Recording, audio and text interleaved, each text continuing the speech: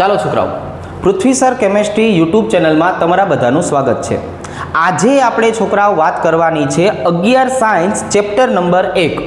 આપણે કેમેસ્ટ્રીના basic concept જે છે એની ચર્ચા અહીંયા કરવાની થશે।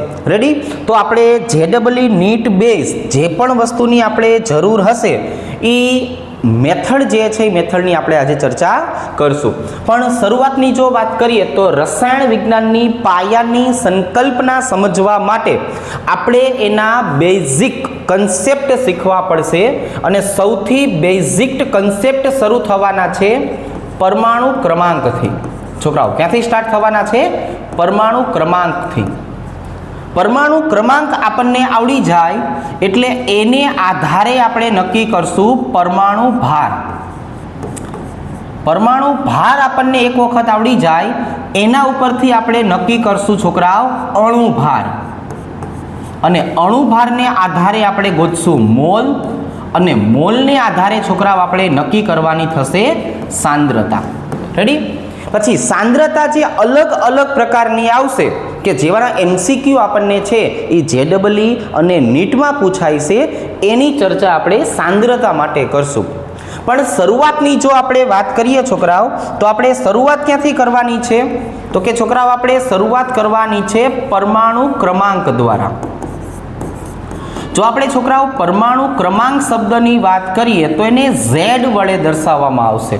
પરમાણુ ક્રમાંકની આપણે વાત કરીએ તો પરમાણુ ક્રમાંકને શેના વડે દર્શાવશું?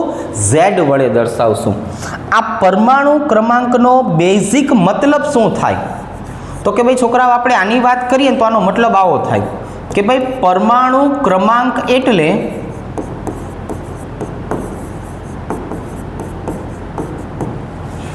તેના કેન્દ્રમાં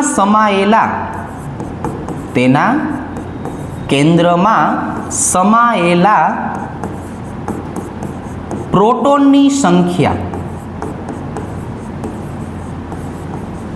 એટલે હવે પછી જ્યારે પણ આપણે ઝેડની ચર્ચા કરશું છોકરાઓ, એટલે ઝેડનો મતલબ આપણે પ્રોટોનની સાપેક્ષમાં લેશું। શેની સાપેક્ષમાં લેશું? પ્રોટોનની સાપેક્ષમાં। હું કોઈ પણ તટસ્થ પરમાણુની વાત કરું છોકરાઓ, કોઈ પણ તટસ્થ પરમાણુ અથવા તત્વ, કે ભાઈ મારી પાસે તટસ્થ તત્વ અથવા પરમાણુ છે, તો જેટલા કેન્દ્રમાં પ્રોટોન હશે ને, જેટલા કેન્દ્રમાં પ્રોટોન એટલા જ કેન્દ્રની ફરતે એક સરસ મજાની પરમાણુ કક્ષા હોય, અને પરમાણુ કક્ષામાં રહેલા ઇલેક્ટ્રોનની સંખ્યા, આ બે વસ્તુ સરખી હશે। એટલે કેન્દ્રમાં રહેલા પ્રોટોન બરાબર પરમાણુ કક્ષામાં રહેલા ઇલેક્ટ્રોન। એટલે આમ જોવા જઈએ તો એ બંનેની સંખ્યા જે છે એ એક સરખી હોય, અને એ પરમાણુની સંખ્યા જે આવી પ્રોટોન અથવા ઇલેક્ટ્રોન અથવા, તો એને આપણે એનો પરમાણુ ક્રમાંક Z તરીકે દર્શાવશું। તો અત્યારે આપણે માત્ર ને માત્ર છોકરાઓ આટલી ચર્ચા કરવી છે કે આ પરમાણુનું કેન્દ્ર અને પરમાણુની કક્ષાને આપણે કઈ રીતે દર્શાવી શકાય। કારણ તો કે બે કારણ આવું છે કે હું કોઈ પણ પરમાણુની વાત કરું તો આ પરમાણુ સાથે બે વસ્તુ સંકળાયેલી હશે। જો આવી રીતે છોકરાઓ, આ પરમાણુની આપણે વાત કરીએ તો પરમાણુ સાથે બે વસ્તુ સમાયેલી છે। પરમાણુમાં પેલું કોણ આવેલું હશે? તો કે પેલું આવેલું હશે પરમાણુનું કેન્દ્ર, આવી રીતે। અને બીજું શું આવેલું હોય? તો કે બીજું આવેલું હોય પરમાણુની કક્ષા। હવે તો કે હવે આની અંદર કોણ આવેલું હશે? તો કે જો તમે કેન્દ્રની વાત કરો તો કેન્દ્રમાં બે વસ્તુ આવેલી હશે, પ્રોટોન અને ન્યુટ્રોન। પ્રોટોન ધન વીજભારિત હોય, ન્યુટ્રોન વીજભારની દ્રષ્ટિએ તટસ્થ હોય। અને જ્યારે આપણે પરમાણુ કક્ષાની વાત કરીએ ને છોકરાઓ, તેમાં છે ને ઇલેક્ટ્રોન આવેલો હશે। ઇલેક્ટ્રોન વીજભારની દ્રષ્ટિએ ઋણ હોય। કેવો હોય છોકરાઓ? ઋણ। તો હવે અહીંયા જુઓ છોકરાઓ, આપણે આટલી ચર્ચા કરીએ કે ભાઈ માની લ્યો કે આ આપણી પાસે પરમાણુનું કેન્દ્ર છે, તો આ પરમાણુના કેન્દ્રની ફરતે આપણે જે રીતે વાત કરી આવી રીતે, તો આ પરમાણુના કેન્દ્રની ફરતે શું આવેલું હશે? તો કે પરમાણુની કક્ષા આવેલી છે. જો આ જે ભાગ આવ્યો ને છોકરાઓ, આ ભાગ, આને બોલાય પરમાણુ કેન્દ્ર. અને આ કેન્દ્રમાં કોણ આવેલું છે? પ્રોટોન અને ન્યુટ્રોન. અને એનાથી ચોક્કસ અંતરે છોકરાઓ આ પરમાણુની કક્ષા છે એમાં ઇલેક્ટ્રોન્સ આવેલા હશે. એટલે આ જે લીલા કલરનો ભાગ રહ્યો એને આપણે શું કહેવાનું છે? તો કે એને કહેવાનું છે પરમાણુની કક્ષા. અને આ પરમાણુની કક્ષાની અંદર ઇલેક્ટ્રોન કઈ રીતે ગતિ કરતો હશે છોકરાઓ? તો કે એને કહેશું આપણે શૃંગ અને ગર્ત. ઇલેક્ટ્રોન આમ ગોળ ગોળ ન ફરતો હોય, બરોબર? ઇલેક્ટ્રોન આમ ગોળ ગોળ ન ફરે. એ ઇલેક્ટ્રોન કઈ રીતે ફરે છોકરાઓ? જો આ રીતે ફરે, શૃંગ અને ગર્ત પ્રમાણે. દરિયામાં જે રીતે મોજા આવતા હોય ને એવી રીતે ઇલેક્ટ્રોન આ પરમાણુની કક્ષામાં ફરતો હોય, બરોબર છે? આવી રીતે હિલોળા જે રીતે મોજા આવતા હોય કે નહીં, એવી રીતે. તો અત્યારે છોકરાઓ આપણે માત્ર ને માત્ર આટલી ચર્ચા કરી કે ભાઈ પરમાણુ ક્રમાંક, પરમાણુ ભાર, અણુભાર, મોલ, સાંદ્રતા. મારે આ સિક્વન્સમાં આગળ વધવું છે તો એના માટે મારી પાસે બેઝિક ઇન્ફોર્મેશન શું હોવી જોઈએ? તો કે પરમાણુ ક્રમાંક. પરમાણુ ક્રમાંક એટલે ઝેડ ખરેખર શું છે? તો કે પરમાણુ ક્રમાંક ખરેખર કેન્દ્રમાં સમાયેલા પ્રોટોનની સંખ્યા છે. એ પ્રોટોનની સંખ્યા સાથે સંકળાયેલો છે. પણ પછી આપણે એમ કહી કે તટસ્થ તત્વ છે તો એને ઇલેક્ટ્રોન સ્વીકાર્યો નથી કે ઇલેક્ટ્રોન ગુમાવ્યો નથી, એને તટસ્થ કહેવાય. તો તટસ્થ હોય એમાં જેટલા પ્રોટોન હોય ને છોકરાઓ એટલા જ શું આવેલા હોય? ઇલેક્ટ્રોન આવેલા હોય. પણ પ્રોટોન ક્યાં આવેલા હોય? પરમાણુના કેન્દ્રમાં. ઇલેક્ટ્રોન ક્યાં આવેલા હોય? પરમાણુની કક્ષામાં. કઈ રીતે? આવી રીતે. આ પરમાણુનું કેન્દ્ર, આ પરમાણુની કક્ષા, પ્રોટોન અને ન્યુટ્રોન, આમાં આવેલા હશે ઇલેક્ટ્રોન. રેડી? તો હવે આપણે 1 થી 10 તત્વો માટે પરમાણુ ક્રમાંક કઈ રીતે નક્કી કરાય એ સમજીએ. રેડી? ચાલો જો તો અત્યારે છોકરાઓ આપણે ટૂંકી માહિતી કઈ લઈ લીધી? તો કે ભાઈ ટૂંકી માહિતી આપણે એવી લઈ લીધી કે તમારી પાસે પ્રોટોનની સંખ્યાને ધ્યાનમાં રાખીને આગળ વધવાનું છે. તો પ્રોટોનની સંખ્યા બહુ મહત્વની થઈ જશે છોકરાઓ. ચાલો હવે આપણે વાત કરશું આવી રીતે પરમાણુ ક્રમાંક અને એને આધારે તત્વો. આપણે શેની વાત કરશું છોકરાઓ? 1 થી 10 તત્વોની વાત કરશું. સાથે સાથે આપણે તત્વની સંજ્ઞા લખશું, એનું નામ લખશું અને એની ઇલેક્ટ્રોન રચના લખશું. શું લખવાનું છોકરાઓ? આપણે એની ઇલેક્ટ્રોન રચના. આ જે ઇલેક્ટ્રોન રચના રહી છોકરાઓ એને આપણે બેઝિક ઇલેક્ટ્રોન રચના તરીકે ઓળખશું. આ બેઝિક ફોર્મ હશે. અને એ શેની સાથે જોડાયેલું છે? તો કે ભાઈ આ જોડાયેલું છે અષ્ટકના નિયમ સાથે. છોકરાઓ આ અષ્ટકનો નિયમ જે રહ્યો ને એને યાદ રાખવા માટે આપણે એક સરસ મજાનો નંબર બનાવેલો છે. એ નંબરને બોલવાનું છે મેજિક નંબર. શું બોલવાનું છોકરાઓ આપણે એને? તો કે ભાઈ એને મેજિક નંબર તરીકે ઓળખશું.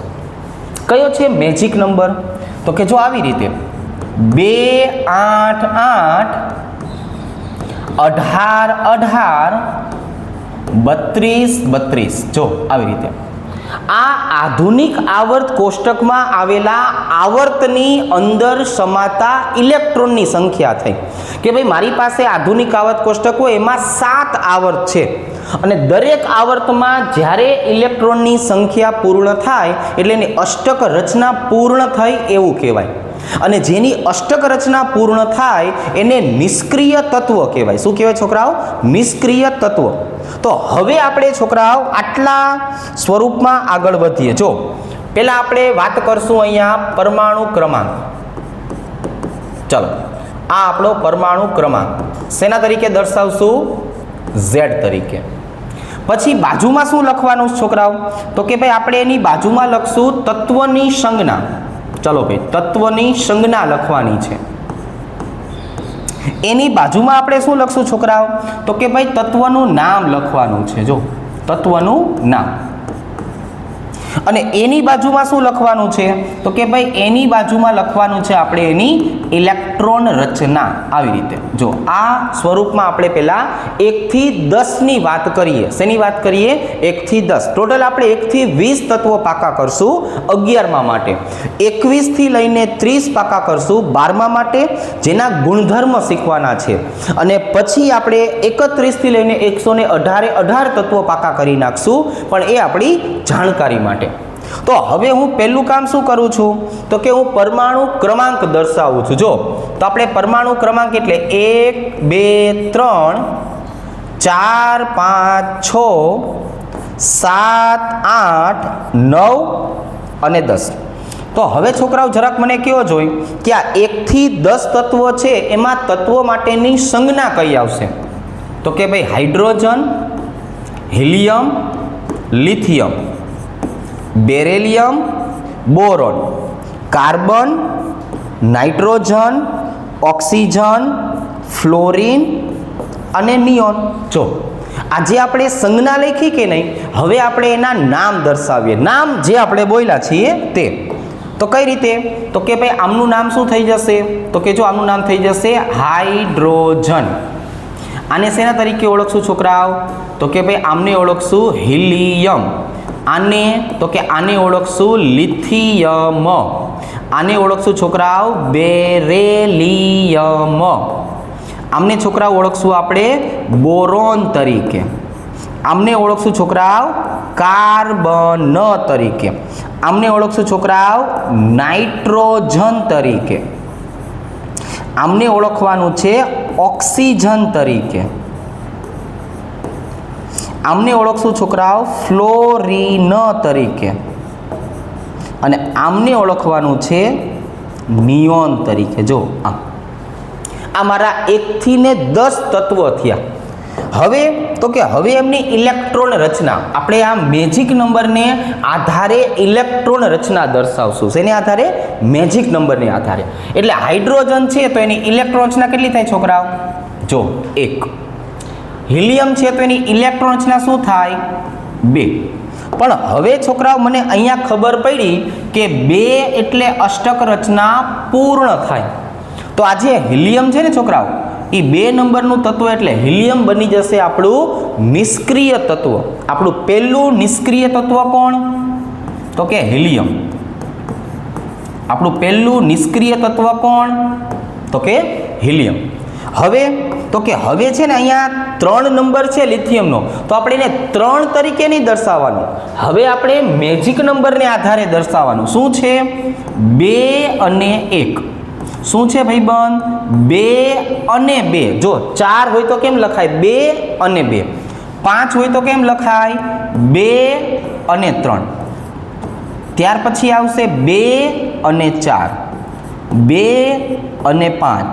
ત્યાર પછી 2 અને 6, ફ્લોરિન માટે 2 અને 7, નિયોન માટે 2 અને 8. તો ફરીથી એક વખત જુઓ છોકરાઓ, 2 અને 8. તો આ 2 અને 8 માટે પણ આપણને શું જોવા મળશે? અષ્ટક રચના પૂર્ણ જોવા મળશે. તો નિયોન પણ કોણ થઈ ગયું છોકરાઓ? તો કે નિયોન પણ થઈ ગયું આપણું નિષ્ક્રિય તત્વ. નિયોન પણ કેવું થઈ ગયું? નિષ્ક્રિય તત્વ. તો 1 થી 10 તત્વની જે આપણે વાત કરી ને છોકરાઓ, એમાંથી યાદ રાખવા જેવી વસ્તુ 2 આવી. એક હતું હિલિયમ અને બીજું હતું નિયોન. આ બંને આપણને નિષ્ક્રિય તત્વ તરીકે મળશે. ચાલો હવે આપણે પાછા આગળ વધીએ. અહીંયા કોણ આવશે? તો કે પરમાણુ ક્રમાંક Z. ચાલો એની બાજુમાં આપણે શું દર્શાવવાનું છે છોકરાઓ? તો કે જો ભાઈ તત્વની સંજ્ઞા દર્શાવશું. ચલો એની બાજુમાં આપણે શું દર્શાવવાનું છે છોકરાઓ? એમનું નામ દર્શાવવાનું છે. અને એની બાજુમાં શું દર્શાવશું આપણે? ઇલેક્ટ્રોન રચના. પણ હવે આપણા તત્વો કયા આવશે? 11 થી 20. હવે આપણા તત્વો કયા આવશે ભાઈબંધ? 11 થી 20 આવશે.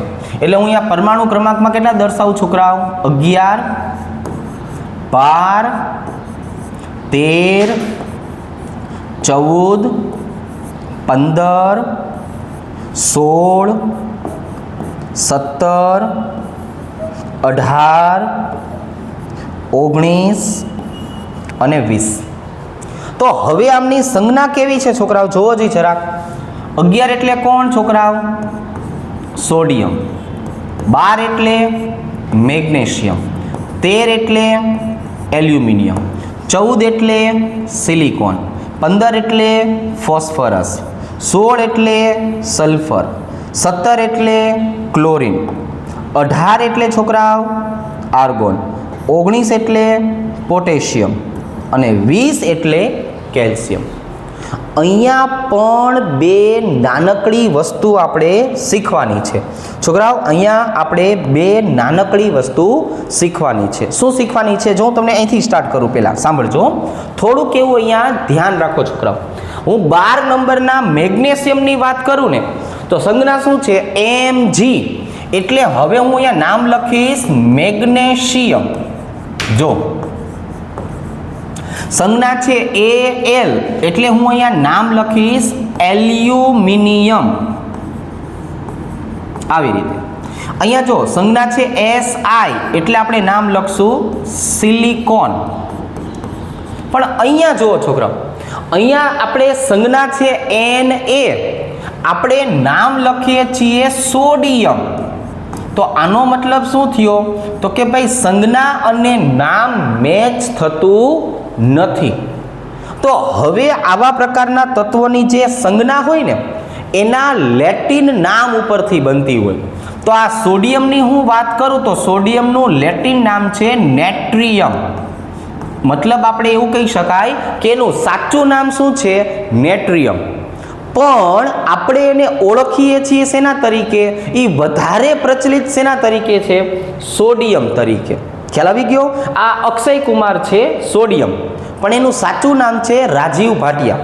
આપણે અક્ષય કુમારનું સાચું નામ શું છે? રાજીવ ભાટિયા. પણ રાજીવ ભાટિયા તરીકે ઓળખતા જ નથી. આપણે શબ્દ બોલીએ છીએ હંમેશા અક્ષય કુમાર. તો હવે આપણો અક્ષય કુમાર કોણ થઈ ગયો? સોડિયમ. કોણ થઈ ગયો છોકરાઓ? સોડિયમ. રેડી? ચાલો પાછા આગળ વધીએ. અહીંયા જુઓ છોકરાઓ, ફોસ્ફોરસ એનો સ્પેલિંગ P થી સ્ટાર્ટ થાય છે. અહીંયા આવશે છોકરાઓ સલ્ફર. જો અહીંયા આવશે ક્લોરીન. આવી રીતે અહીંની વાત કરીએ તો આર્ગોન. જો છોકરાઓ આવી રીતે. અહીંયા જુઓ પાછું ફરીથી સંજ્ઞા આપેલી છે કે આપણે નામ શું બોલીએ છીએ? પોટેશિયમ. અહીંની જો આપણે વાત કરીએ છોકરાઓ તો આપણે નામ બોલીએ છીએ પોટેશિયમ, પણ સંજ્ઞા લખી છે કે. અહીંયા પણ શું આવવાનું છે? તો કે અહીંયા પણ એનું લેટિન નામ આવશે. પોટેશિયમનું છોકરાઓ લેટિન નામ છે કેલિયમ. શું નામ છે? કેલિયમ. તમે જો અહીંયા સંજ્ઞા કે થી સ્ટાર્ટ થાય, સંજ્ઞા Na થી સ્ટાર્ટ થાય. તો લેટિન નામ પણ આપણા માટે એટલા જ જરૂરી છે. રેડી? ચાલો હવે અહીંની વાત કરીએ તો અહીંયા પાછું કોણ આવશે? કેલ્શિયમ. તો હવે છોકરાઓ આપણે 11 થી 20 ના તત્વની ઇલેક્ટ્રોન રચના દર્શાવીએ. શું દર્શાવીએ?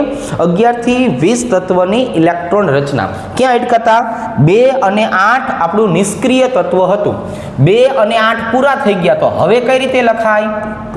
2 8 1 તરીકે લખાય. મેજિક નંબરને ફોલો કરવાનો છોકરાઓ. અહીંયા કેમ લખશું? 2 8 2. અહીંયા કઈ રીતે લખશું? 2 8 3. અહીંયા કઈ રીતે લખશું? 2 8 4. અહીંયા કઈ રીતે લખશું? 2 8 5. અહીંયા કઈ રીતે લખશું?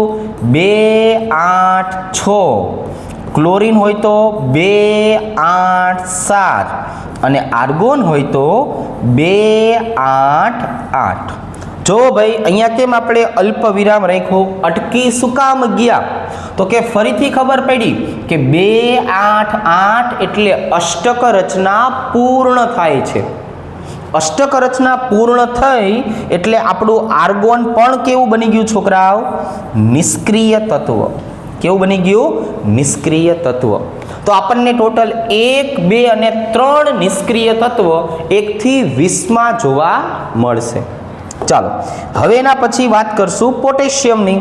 તો પોટેશિયમમાં શું આવી જવાનું છે? 2 8 8 1 અને 2 8 8 2. ચલો જો આવી રીતે ક્લિયર. તો 1 થી ને 20 તત્વ માટે આપણે આટલી માહિતી યાદ રાખવાની થશે. કેમ કે આપણે કોઈ પણ ગુણધર્મ શીખવા હોય તો પરમાણુ ક્રમાંકની ખબર હોવી જોઈએ, સંજ્ઞાની ખબર હોવી જોઈએ, ઇલેક્ટ્રોન રચનાની ખબર હોવી જોઈએ. રેડી? ચલો આટલું પહેલાં આપણે છોકરાઓ લખી લ્યો, પછી કન્ટિન્યુ કરીએ. હવે આ જો છોકરાઓ, અહીંયા આપણે જેટલી પણ વાત કરી એ પરમાણુ ક્રમાંકની વાત કરી, તત્વની સંજ્ઞાની વાત કરી. ચલો થોડાક એવા પાછા આગળ વધીએ. હવે આપણે અત્યારે શું શીખશું? તો કે જો અત્યારે આપણે બે વસ્તુ શીખીએ. પહેલાં આપણે આજે અત્યાર સુધીની જે ચર્ચા કરી એમાંથી આપણે કામનું શું આવ્યું? તો કે ભાઈ આપણા માટે અગત્યના મુદ્દાઓ કયા થયા? અગત્યના તત્વો. તો આપણે અત્યાર સુધી જે લખ્યું ને એમાંથી મારા માટે આ 5 તત્વો અગત્યના આવ્યા. કયા કયા? એક 2 નંબરનું હિલિયમ, જેમાં આપણે આવી રીતે દર્શાવતા હતા. એક આવ્યું 10 નંબરનું નિયોન. ચલો ભાઈ 2 અને 8. એક આવ્યું 18 નંબરનું આર્ગોન, એટલે કે છોકરાઓ 2 8 8. તો આ 3 તત્વોની ખાસિયત શું? તો કે આ 3 તત્વોની ખાસિયત એ કે આમની ઇલેક્ટ્રોન રચનામાં એમની અષ્ટક રચના પૂર્ણ થાય છે.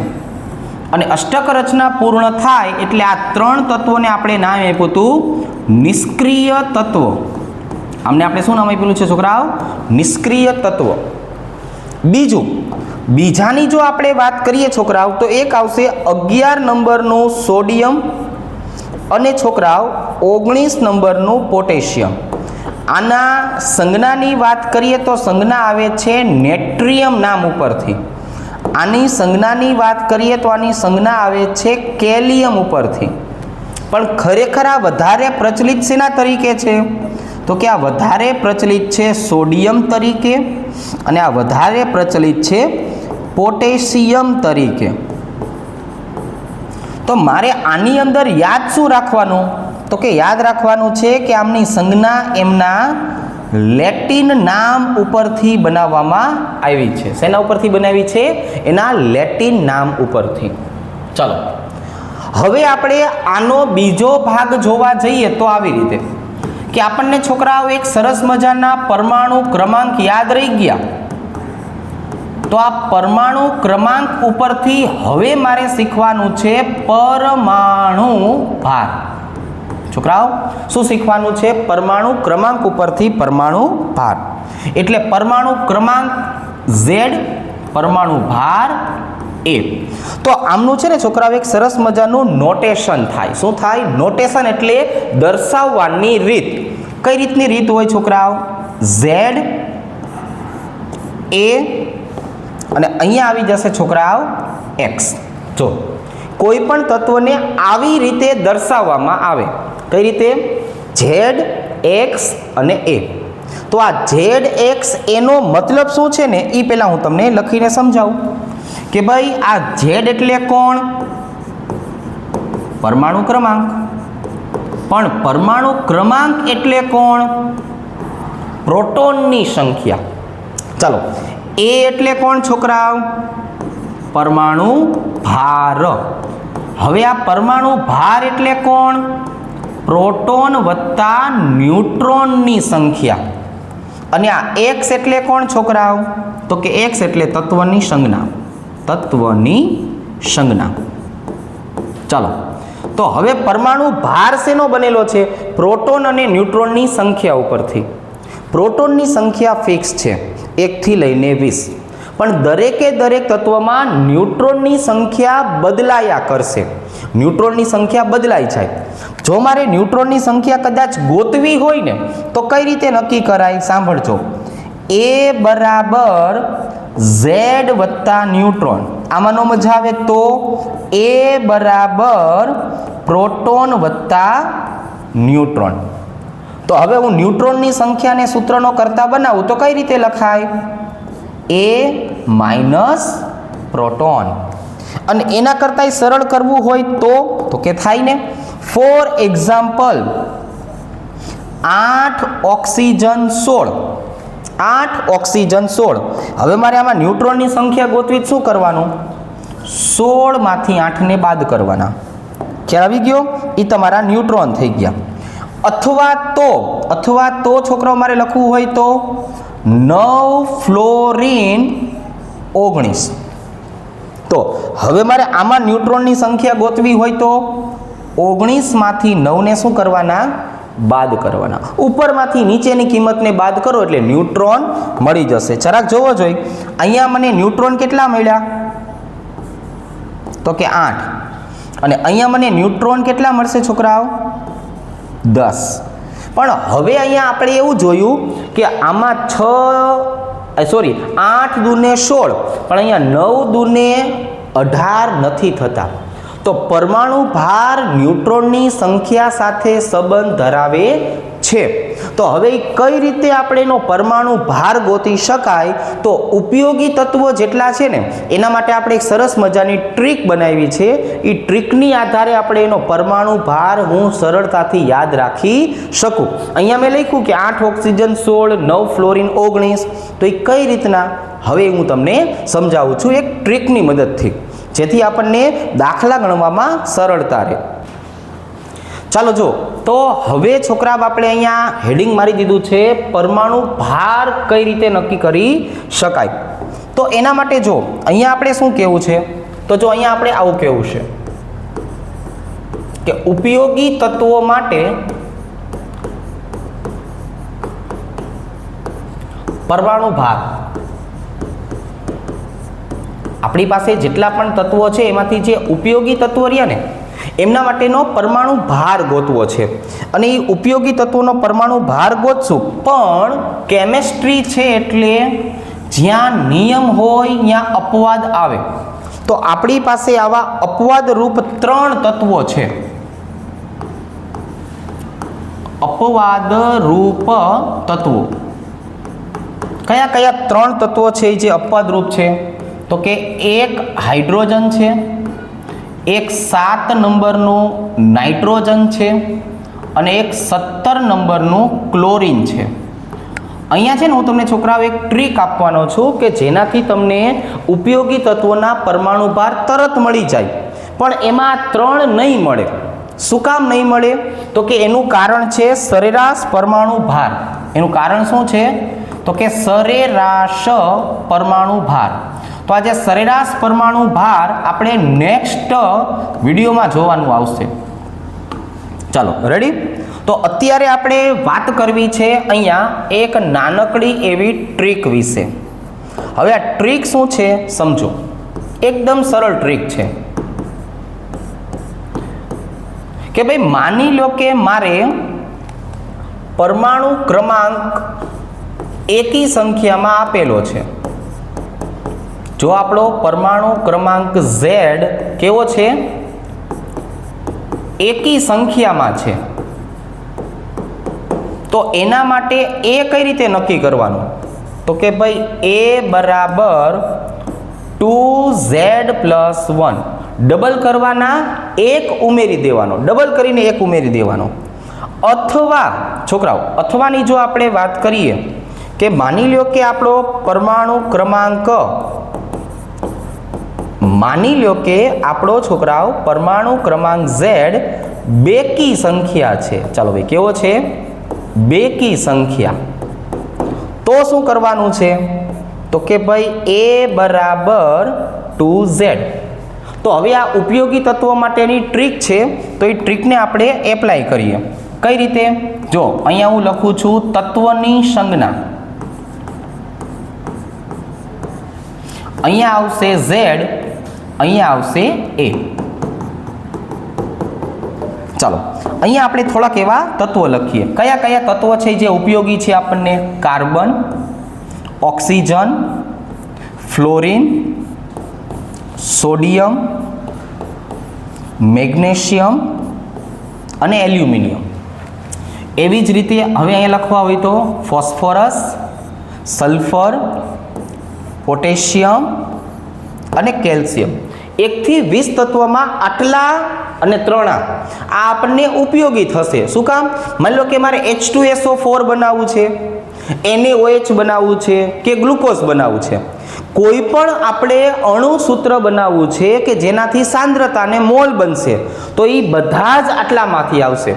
આના સિવાયના ઘટકો છે પણ આપણને એ વધારે ઉપયોગમાં નથી આવતા, એટલે આપણે એને દર્શાવતા નથી. ચાલો હવે કાર્બનની વાત કરીએ તો એનો પરમાણુ ક્રમાંક કેટલો? 6. ઓક્સિજનની વાત કરીએ તો 8. મેગ્નેશિયમની વાત કરીએ તો 12. સલ્ફરની વાત કરીએ તો 16 અને કેલ્શિયમની વાત કરીએ તો 20. જો મેં કેમ આટલા જ પહેલા લખ્યા? કારણ કે બધા કેવા છે છોકરાઓ? બેકી સંખ્યાવાળા છે. તો બેકી સંખ્યાનો નિયમ છે માત્ર ને માત્ર પરમાણુ ભાર નક્કી કરવા શું કરો? ડબલ. ચાલો, કાર્બન 6 હોય તો પરમાણુ ભાર 12. ઓક્સિજન 8 હોય તો પરમાણુ ભાર 16. મેગ્નેશિયમ 12 હોય તો પરમાણુ ભાર 24. સલ્ફર 16 હોય તો પરમાણુ ભાર 32 અને 20 હોય તો પરમાણુ ભાર 40. જો એકદમ ઈઝી. હવે છોકરાઓ અહીંયા જો, માની લો કે ફ્લોરિન છે તો પરમાણુ ક્રમાંક 9, સોડિયમ છે તો પરમાણુ ક્રમાંક 11, એલ્યુમિનિયમ છે તો પરમાણુ ક્રમાંક 13, ફોસ્ફરસ છે તો 15 અને પોટેશિયમ છે તો 19. આ બધા કેવા થયા છોકરાઓ? એકી સંખ્યા. એકી સંખ્યામાં શું કરવાનું? ડબલ કરવાના, એક ઉમેરી દેવાનો. ચલો, 9 દૂને 18, 18 ને 1 19, 11 દૂને 22, 22 ને 1 23, 13 દૂને 26, 26 ને 1 27, 15 દૂને 30, 30 ને 1 31, 19 દૂને 38, 38 ને 1 39. રેડી? ચાલો, તો હવે છોકરાઓ આપણે પરમાણુ ભારને આધારે અણુભાર નક્કી કરતા શીખશું. પણ એની પહેલા હું તમને એક વધારાનો ટોપિક કયો શીખવાડવાનો છું? સરેરાશ પરમાણુ ભાર કઈ રીતે નક્કી કરી શકાય. તો એના માટે આપણે આવતા વિડીયોની અંદર ચર્ચા કરશું. ચાલો, ત્યાં સુધી થેન્ક યુ.